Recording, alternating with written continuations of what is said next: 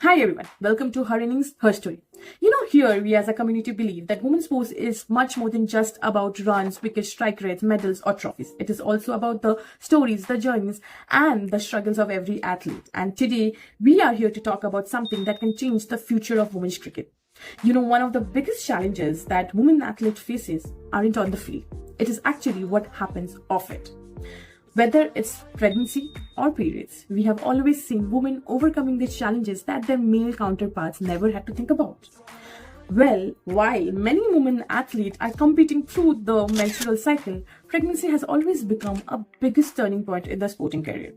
And for years, many women athletes silently wondered, can I become a mother and still continue to do what I love to?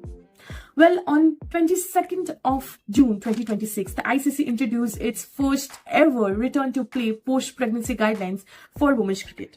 And today, in Her Innings, Her Story, we thought this was a conversation worth having. So, let's talk about it. When Sean and I started Her Innings, Her Story, we knew one thing for sure. We never wanted to talk about scorecards. We never wanted to analyze the game. We were experts for doing it.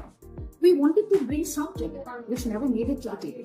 The story of an athlete. Every athlete's story deserves a mention. Because a story of a women athlete is not only within the boundary lines, it's a lot beyond it. The sacrifices, the silent battles, the decisions that every woman athlete has to make. When people hear the word pregnancy, it's just about picking up. But it is so much different for a women athlete. It is so different because your body changes, your routine changes, your strength changes. Even after childbirth, the challenges don't seem to end. And something which takes months is the recovery.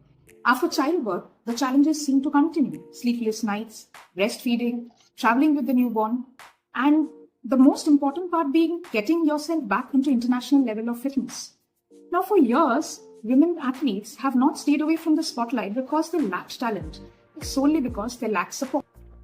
Now this is why ICC's post-pregnancy and return to play policy is iconic and deserves a mention. So what exactly has the ICC announced? For the very first time, the ICC has introduced the official return to play post-pregnancy guidelines for female cricketers. The most important thing about these guidelines is that they don't believe every mother should take the same timeline. Instead, they recognize something very important. Every mother's journey is different. Recovery depends on physical health, mental well-being, medical advice, and personal circumstances.